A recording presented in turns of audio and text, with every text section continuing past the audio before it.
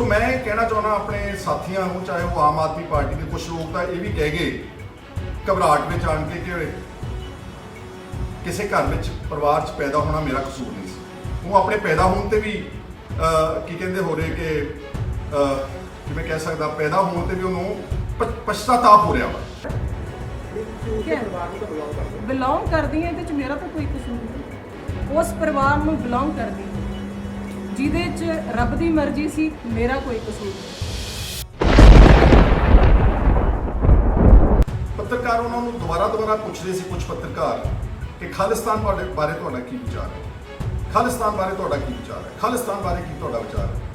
तो ज्ञानी हरप्रीत सिंह जथेदार साहब ने कहा कि अगर सानू भारत की सरकार खालिस्तान दे देगी तो असीं ले लांगे। इस गल के उत्ते फिर बहुत बवाल उठा।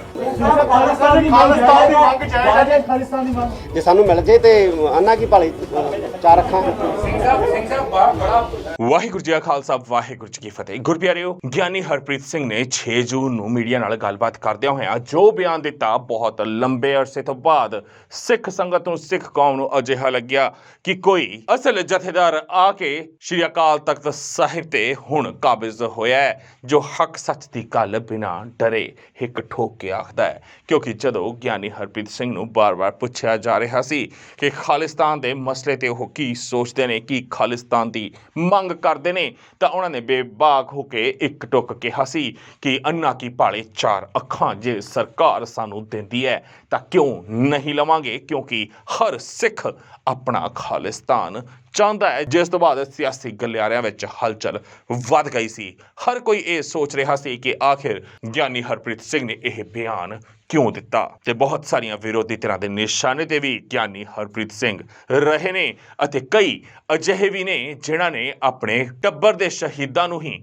ਭੁਲਾ ਦਿੱਤਾ ਅਤੇ ਕਿਹਾ ਕਿ ਇਸ ਵਿੱਚ ਮੇਰਾ ਕੀ ਕਸੂਰ ਜੇਕਰ ਮੈਂ ਖਾੜਕੂਆਂ ਕਰ ਜੰਮੀ। ਪਰ ਇਹ ਸਾਰੇ ਮਸਲੇ ਦੇ ਉੱਤੇ ਸੁਖਪਾਲ ਸਿੰਘ ਖਹਿਰਾ ਕੀ ਸੋਚਦੇ ਨੇ? ਆਖਿਰ ਸੁਖਪਾਲ ਸਿੰਘ ਖਹਿਰਾ ਨੇ ਕਿਉਂ ਇੱਕ ਇੱਕ ਕਰਕੇ ਉਹ ਜ਼ਖਮ ਗਿਣਾ ਹੈ ਜੋ ਹਿੰਦ ਸਰਕਾਰਾਂ ਨੇ ਪੰਜਾਬ ਨੂੰ, ਸਿੱਖ ਕੌਮ ਨੂੰ ਦਿੱਤੇ ਨੇ, ਜਿਸ ਕੌਮ ਨੇ ਸਭ ਤੋਂ ਵੱਧ ਸ਼ਹਾਦਤਾਂ ਇਸ ਦੇਸ਼ ਵਾਸਤੇ ਦਿੱਤੀਆਂ, ਜਿਸ ਕੌਮ ਨੇ ਆਜ਼ਾਦੀ ਦੀ ਖੁਸ਼ੀ ਇਸ ਹਿੰਦ ਸਰਕਾਰ ਦੇ ਹਿੱਸੇ ਪਾਈ। ਆਖਿਰ ਉਹੀ ਕੌਮ ਅੱਜ ਸਭ ਤੋਂ ਵੱਧ ਇਸ ਹਿੰਦ ਸਰਕਾਰ ਦੀਆਂ ਗਲਤ ਨੀਤੀਆਂ ਤੋਂ ਦੁਖੀ ਕਿਉਂ ਹੈ? ਆਓ ਮਾਰਦੇ ਹਾਂ ਇੱਕ ਨਜ਼ਰ।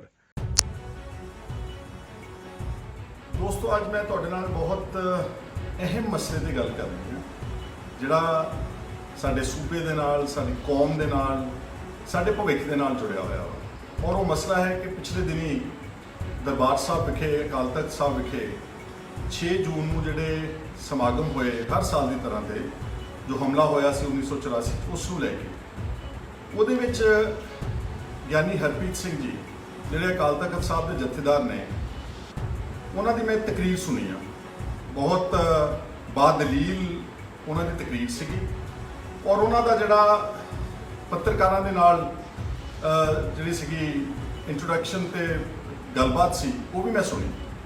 ਪੱਤਰਕਾਰ ਉਹਨਾਂ ਨੂੰ ਦੁਬਾਰਾ ਪੁੱਛ ਰਹੇ ਸੀ ਕੁਝ ਪੱਤਰਕਾਰ ਕਿ ਖਾਲਿਸਤਾਨ ਬਾਰੇ ਤੁਹਾਡਾ ਕੀ ਵਿਚਾਰ ਹੈ, ਖਾਲਿਸਤਾਨ ਬਾਰੇ ਤੁਹਾਡਾ ਕੀ ਵਿਚਾਰ ਹੈ, ਖਾਲਿਸਤਾਨ ਬਾਰੇ ਕੀ ਤੁਹਾਡਾ ਵਿਚਾਰ ਹੈ। ਤਾਂ ਗਿਆਨੀ ਹਰਪ੍ਰੀਤ ਸਿੰਘ ਜਥੇਦਾਰ ਸਾਹਿਬ ਨੇ ਕਿਹਾ ਕਿ ਅਗਰ ਸਾਨੂੰ ਭਾਰਤ ਦੀ ਸਰਕਾਰ ਖਾਲਿਸਤਾਨ ਦੇ ਦੇਵੇਗੀ ਤੇ ਅਸੀਂ ਲੈ ਲਾਂਗੇ। ਇਸ ਗੱਲ ਦੇ ਉੱਤੇ ਫਿਰ ਬਹੁਤ ਬਵਾਲ ਉੱਠਿਆ। ਬਹੁਤ ਸਾਰੇ ਟੈਲੀਵਿਜ਼ਨ ਸਟੂਡੀਓਜ਼ ਵਿੱਚ ਡਿਬੇਟਸ, ਡਿਸਕਸ਼ਨਸ ਹੋਏ। ਔਰ ਮੈਂ ਕੁਝ ਦਿਨਾਂ ਤੋਂ ਦੇਖ ਰਿਹਾ ਸੀਗਾ ਕਿ ਜਿਹੜੇ ਪੰਜਾਬ ਦੇ ਆਗੂ ਨੇ, ਉਹ ਜਦੋਂ ਖਾਲਿਸਤਾਨ ਦਾ ਜ਼ਿਕਰ ਹੁੰਦਾ ਬਹੁਤ ਡਰਦੇ ਨੇ, ਬਹੁਤ ਘਬਰਾਉਂਦੇ ਨੇ, ਔਰ ਬੜਾ ਬੇਤੁਕੀਆਂ ਦਲੀਲਾਂ ਤੇ ਬੜੇ ਆਪ ਹੁਦਰੇ ਬਿਆਨ ਦਿੰਦੇ ਨੇ ਘਬਰਾਹਟ ਵਿੱਚ ਆਣ ਕੇ। ਕਿਉਂਕਿ ਜਦੋਂ ਤੁਸੀਂ ਮਨ ਤੋਂ ਸੱਚੀ ਗੱਲ ਨਹੀਂ ਕਹਿ ਰਹੇ, ਬਨੌਟੀ ਗੱਲ ਕਹਿੰਦੇ ਹੋ, ਤਾਂ ਤੁਸੀਂ ਕਿਤੇ ਨਾ ਕਿਤੇ ਧੋਖਾ ਖਾਓਗੇ। ਮੈਂ ਖਾਲਿਸਤਾਨ ਦਾ ਹਮਾਇਤੀ ਨਹੀਂ ਗਾ, ਮੈਂ ਕੋਈ ਖਾਲਿਸਤਾਨ ਦੀ ਸਪੋਰਟ ਨਹੀਂ ਕਰਦਾ। ਪਰ ਜਿਹੜਾ ਗਿਆਨੀ ਹਰਪ੍ਰੀਤ ਸਿੰਘ ਜਥੇਦਾਰ ਸਾਹਿਬ ਨੇ ਦਲੀਲ ਦਿੱਤੀ, ਇੱਕ ਵਿਤਕਰੇ ਦੀ ਦਾਸਤਾਨ ਗਣਾਈ ਉਹਨਾਂ ਨੇ ਪੂਰੀ, ਕਿਸ ਤਰ੍ਹਾਂ ਜਿਹੜੇ ਸਿੱਖ ਸੀਗੇ ਪੰਜਾਬੀ, ਸਭ ਤੋਂ ਵੱਡਾ ਖਮਿਆਜ਼ਾ ਉਹਨਾਂ ਨੇ ਜਿਹੜਾ ਪਾਕਿਸਤਾਨ ਤੇ ਭਾਰਤ ਦਾ ਬਟਵਾਰਾ ਹੋਇਆ, ਉਹਦੇ ਵਿੱਚ ਸਭ ਤੋਂ ਜ਼ਿਆਦਾ ਨੁਕਸਾਨ ਸਿੱਖਾਂ ਨੇ ਤੇ ਪੰਜਾਬੀਆਂ ਨੇ ਉਠਾਇਆ। ਜਾਇਦਾਦਾਂ ਉੱਜੜ ਗਈਆਂ, ਕਤਲੋ ਗਾਰਤ ਹੋਈ, ਲਾਸ਼ਾਂ ਡਿੱਗੀਆਂ, ਔਰ ਬਹੁਤ ਵੱਡੀ ਤਾਦਾਦ ਵਿੱਚ, ਸ਼ਾਇਦ ਐਡਾ ਵੱਡਾ ਹੋਲੋਕੌਸਟ ਕਦੀ ਆਮ ਇਤਿਹਾਸ ਵਿੱਚ ਨਹੀਂ ਦੇਖਣ ਨੂੰ ਮਿਲਿਆ। ਪਰ ਉਹਨਾਂ ਨੇ ਭਾਰਤ ਦਾ ਸਾਥ ਦੇਣ ਦਾ ਨਿਰਣੇ ਲਿਆ। ਔਰ ਇਸ ਤੋਂ ਪਹਿਲਾਂ ਜਦੋਂ ਅੰਗਰੇਜ਼ਾਂ ਦੇ ਨਾਲ ਲੜਾਈ ਚੱਲ ਰਹੀ ਸੀ ਤਾਂ ਇਹਦੇ 'ਚ ਕੋਈ ਅਤਕਥਨੀ ਨਹੀਂ ਗਈ ਕਿ ਸਭ ਤੋਂ ਵੱਡਾ ਯੋਗਦਾਨ ਵੀ ਉਸ ਵਕਤ ਬਹਾਦਰ ਪੰਜਾਬੀਆਂ ਤੇ ਸਿੱਖਾਂ ਨੇ ਪਾਇਆ। ਆਪਾਂ ਭਗਤ ਸਿੰਘ ਉਹਨਾਂ ਦੀ, ਸੁਖਦੇਵ ਰਾਜਗੁਰੂ ਦੀ ਗੱਲ ਜਾਣਦੇ ਹਾਂ, ਕਰਨੈਲ ਸਿੰਘ ਈਸੂਰੀ ਦੀ ਕੁਰਬਾਨੀ ਜਾਣਦੇ ਹਾਂ। ਕਿੱਥੇ ਗੋਆ, ਇਸ ਦੇਸ਼ ਦੀ ਆਜ਼ਾਦੀ ਵਿੱਚ ਸਭ ਤੋਂ ਜ਼ਿਆਦਾ ਫਾਂਸੀਆਂ ਦੇ ਰੱਸੇ ਸਿੱਖਾਂ ਨੇ ਤੇ ਪੰਜਾਬੀਆਂ ਨੇ ਚੁੰਮੇ। ਦੂਰ ਦਰਾਡੇ ਕਾਲੇ ਪਾਣੀ ਦੀਆਂ ਕੈਦਾਂ ਕੱਟੀਆਂ, ਭਾਰਤ ਆਜ਼ਾਦ ਹੋ ਗਿਆ। ਸਾਰੇ ਸੂਬਿਆਂ ਨੂੰ, ਇਹ ਗਿਆਨੀ ਜੀ ਕਹਿ ਰਹੇ ਨੇ, ਮੈਂ ਨਹੀਂ ਕਹਿ ਰਿਹਾ, ਸਾਰੇ ਸੂਬਿਆਂ ਨੂੰ ਆਪਣੀ ਭਾਸ਼ਾ ਦੇ ਆਧਾਰ ਦੇ ਉੱਤੇ ਸੂਬੇ ਬਣਾਉਣ ਦਾ ਅਧਿਕਾਰ ਮਿਲ ਗਿਆ। ਚਾਹੇ ਉਹ ਤਾਮਿਲਨਾਡੂ ਸੀ, ਚਾਹੇ ਉਹ ਕੇਰਲਾ ਸੀ, ਚਾਹੇ ਉਹ ਆਂਧਰਾ ਪ੍ਰਦੇਸ਼ ਸੀ। ਪੰਜਾਬ ਨੂੰ ਪੰਜਾਬੀ ਜ਼ੁਬਾਨ ਦੇ ਆਧਾਰ ਦੇ ਉੱਤੇ ਆਪਣਾ ਸੂਬਾ ਨਹੀਂ ਬਣਾਉਣ ਦਿੱਤਾ। ਫਿਰ ਸਾਡੇ ਪੁਰਖਿਆਂ ਨੇ ਮੋਰਚਾ ਲਾਉਣਾ ਪਿਆ, ਜਦੋਜਹਿਦ ਕਰਨੀ ਪਈ, ਕੁਰਬਾਨੀਆਂ ਦੇਣੀਆਂ ਪਈਆਂ। ਬਹੁਤ ਮੁਸ਼ਕਿਲ ਦੇ ਨਾਲ 1966 ਦੇ ਵਿੱਚ ਅੱਜ ਜਿਹੜਾ ਪੰਜਾਬ ਜਿਸ ਸ਼ਕਲ ਵਿੱਚ ਆ ਉਹ ਸਾਨੂੰ ਪੰਜਾਬ ਮਿਲਿਆ। ਪਰ ਮਿਲਿਆ ਲੰਗੜਾ ਲੂਲਾ। ਸਾਡੀ ਰਾਜਧਾਨੀ ਚੰਡੀਗੜ੍ਹ ਸਾਡੇ ਤੋਂ ਬਾਹਰ ਕਰ ਦਿੱਤੀ ਗਈ। ਜਿਸ ਹਰਿਆਣੇ ਨੇ ਕੋਈ ਜਦੋਜਹਿਦ ਨਹੀਂ ਕੀਤੀ, ਕੋਈ ਮੰਗ ਨਹੀਂ ਕੀਤੀ ਸੂਬੇ ਦੀ, ਉਹਨਾਂ ਨੂੰ ਆਟੋਮੈਟਿਕਲੀ ਸੂਬਾ ਮਿਲ ਗਿਆ। ਜਿਸ ਹਿਮਾਚਲ ਪ੍ਰਦੇਸ਼ ਨੇ ਕਦੀ ਸਟੇਟ ਦੀ ਮੰਗ ਨਹੀਂ ਕੀਤੀ, ਉਹਨਾਂ ਨੂੰ ਸ਼ਿਮਲੇ ਦੀ ਰਾਜਧਾਨੀ ਵੀ ਮਿਲ ਗਈ ਤੇ ਉਹਨਾਂ ਨੂੰ ਸੂਬਾ ਵੀ ਮਿਲ ਗਿਆ। ਸਾਡੀ ਪੰਜਾਬੀ ਬੋਲਦੇ ਇਲਾਕੇ ਬਾਹਰ ਰਹਿ ਗਏ। ਔਰ ਇੱਥੇ ਹੀ ਬਸ ਨਹੀਂ, ਛੇਤੀ ਉਸ ਵਕਤ ਦੀ ਭਾਰਤ ਦੀ ਸਰਕਾਰ ਨੇ ਯੂਨੀਲੈਟਰਲੀ ਪਾਣੀਆਂ ਦਾ ਅਵਾਰਡ ਕਰ ਦਿੱਤਾ। ਸਾਡੇ ਦਰਿਆਈ ਪਾਣੀ ਜਿਹੜੇ ਇੰਟਰਨੈਸ਼ਨਲ ਰਾਈਪੇਰੀਅਨ ਲਾਜ਼ ਨੂੰ ਛਿੱਕੇ ਤੇ ਟੰਗ ਕੇ ਉਹ ਸਾਰੇ ਪਾਣੀ ਚੱਕ ਕੇ ਬਹੁਤ ਵੱਡੀ ਤਾਦਾਦ 'ਚ ਮਿਲੀਅਨ ਏਕੜ ਫੁੱਟਾਂ ਦੇ ਵਿੱਚ MAF ਦੇ ਵਿੱਚ ਰਾਜਸਥਾਨ ਨੂੰ ਦੇ ਦਿੱਤੇ, ਹਰਿਆਣੇ ਨੂੰ ਦੇ ਦਿੱਤੇ, ਦਿੱਲੀ ਨੂੰ ਦੇ ਦਿੱਤੇ। ਇਹ ਕੋਈ ਛੋਟਾ ਵਿਤਕਰਾ ਨਹੀਂ ਸੀਗਾ। ਇਹ ਸਾਨੂੰ ਭਾਰਤ ਦੀ ਆਜ਼ਾਦੀ ਵਿੱਚ ਯੋਗਦਾਨ ਪਾਉਣ ਵਾਸਤੇ ਤੇ ਪਾਕਿਸਤਾਨ ਤੋਂ ਉੱਜੜ ਕੇ ਭਾਰਤ ਵਿੱਚ ਆਉਣ ਵਾਸਤੇ ਤੇ ਇਸ ਦੇਸ਼ ਦਾ ਸਾਥ ਦੇਣ ਵਾਸਤੇ, ਇਹਦਾ ਭਵਿੱਖ ਬਣਾਉਣ ਵਾਸਤੇ ਸਾਨੂੰ ਪਹਿਲਾ ਤੋਹਫਾ ਦਿੱਤਾ ਗਿਆ। ਪਰ ਸਿੱਖ ਤੇ ਬਹਾਦਰ ਪੰਜਾਬੀ ਕਦੀ ਪਿੱਛੇ ਨਹੀਂ ਹਟੇ। ਚਾਹੇ ਉਹ 71 ਦੀ ਜੰਗ ਸੀ ਪਾਕਿਸਤਾਨ ਦੇ ਨਾਲ, ਚਾਹੇ ਉਹ ਚੀਨ ਦੇ ਨਾਲ ਜੰਗ ਸੀ, ਚਾਹੇ ਹੁਣ ਤਾਜ਼ੀਆਂ ਕਾਰਗਿਲ ਦੀਆਂ ਜੰਗਾਂ ਸੀ। ਸਭ ਤੋਂ ਜ਼ਿਆਦਾ ਫਿਰ ਮੁਰੇ ਹੋ ਕੇ ਪੰਜਾਬੀਆਂ ਨੇ ਲੜਾਈਆਂ ਲੜੀਆਂ ਔਰ ਫਿਰ ਉਹਨਾਂ ਦੇ ਹੀ ਜਿਹੜੇ ਸਰੀਰ ਸੀਗੇ ਖਫਨਾਂ ਦੇ ਵਿੱਚ, ਉਹਨਾਂ ਦੇ ਪਿੰਡਾਂ ਵਿੱਚ ਪਹੁੰਚੇ। ਪਰ ਫਿਰ ਵੀ ਉਹ ਪਿੱਛੇ ਨਹੀਂ ਹਟੇ। ਪਾਣੀਆਂ ਦੇ ਇਸ ਕਾਣੀ ਵੰਡ ਤੋਂ ਬਾਅਦ, ਇਸ ਵਿਤਕਰੇ ਤੋਂ ਬਾਅਦ ਫਿਰ ਦਰਬਾਰ ਸਾਹਿਬ ਤੇ ਜਿਹੜਾ 1984 'ਚ ਹਮਲਾ ਹੋਇਆ, ਉਹ ਐਕਸੈਸਿਵ ਯੂਜ਼ ਆਫ ਫੋਰਸ ਸੀ। ਸਾਰੀ ਸਰਕਾਰ ਨੂੰ ਪਤਾ ਸੀਗਾ ਕਿ ਉਦੋਂ ਸ਼ਹੀਦੀ ਪੁਰਬ ਚੱਲ ਰਹੇ ਨੇ। ਬਹੁਤ ਵੱਡੀ ਤਾਦਾਦ ਵਿੱਚ ਸ਼ਰਧਾਲੂ, ਸਾਰੇ ਔਰਤਾਂ, ਬੱਚੇ, ਬਜ਼ੁਰਗ ਦਰਬਾਰ ਸਾਹਿਬ ਦੇ ਅੰਦਰ। ਹਫਤਾ ਵੇਟ ਵੀ ਕਰ ਸਕਦੀ ਸੀ ਸਰਕਾਰ, ਲੇਕਿਨ ਸ਼ਾਇਦ ਐਂ ਲੱਗਦਾ ਕਿ ਉਹਨਾਂ ਨੇ ਉਹੀ ਦਿਨ ਚੁਣੇ ਔਰ ਇੱਕ ਬਹੁਤ ਵੱਡਾ ਤੋਪਾਂ ਤੇ ਟੈਂਕਾਂ ਦੇ ਨਾਲ ਅਕਾਲ ਤਖਤ ਸਾਹਿਬ ਤੇ ਹਮਲਾ ਹੋਇਆ। ਅਕਾਲ ਤਖਤ ਸਾਹਿਬ ਤਾਂ ਢੱਟ ਗਿਆ, ਪਰ ਵਿਚਾਰਧਾਰਾ ਨਹੀਂ ਢੱਠੀ। ਸ਼ਾਇਦ ਇਹ ਜਾਣਦੇ ਨਹੀਂ ਗਏ। ਇੱਦਾਂ ਤਾਂ ਫਿਰ ਕਈ ਵਾਰ ਨਸਲਕੁਸ਼ੀ ਘੱਲੂਘਾਰੇ ਹੋਏ ਸਿੱਖਾਂ ਦੇ, ਮੁਗਲਾਂ ਨੇ, ਅਬਦਾਲੀਆਂ ਨੇ, ਦੁਰਾਨੀਆਂ ਨੇ। ਸਾਡੇ 2 ਵੱਡੇ ਘੱਲੂਘਾਰੇ ਇਤਿਹਾਸ ਵਿੱਚ ਦਰਜ ਨੇ। ਹਜ਼ਾਰਾਂ ਦੀ ਤਾਦਾਦ ਵਿੱਚ ਬੇਗੁਨਾਹ ਬੱਚਿਆਂ ਤੇ ਔਰਤਾਂ ਨੂੰ ਮਾਰਤਾ ਸੀਗਾ, ਪਰ ਇੱਦਾਂ ਤਾਂ ਸਿੱਖ ਨਹੀਂ ਸੀ ਮੁੱਕੇ। ਉਸ ਤੋਂ ਬਾਅਦ 1984 ਦੇ ਨਵੰਬਰ ਦੇ ਵਿੱਚ ਫਿਰ ਇੱਕ ਵਾਰ ਸਿੱਖ ਕੌਮ ਦਾ ਕਤਲੇਆਮ ਹੋਇਆ, ਹਜ਼ਾਰਾਂ ਦੀ ਤਾਦਾਦ ਵਿੱਚ। ਮੈਂ ਹੁਣ ਉਹਦੇ 'ਚ ਸ਼ਬਦ ਨਹੀਂ ਵਰਤਣਾ ਚਾਹੁੰਦਾ। ਬਲਾਤਕਾਰ, ਟਾਇਰ ਪਾ ਕੇ ਵਗੈਰਾ ਵਗੈਰਾ ਸਭ ਕੁਝ ਕੀਤਾ ਗਿਆ।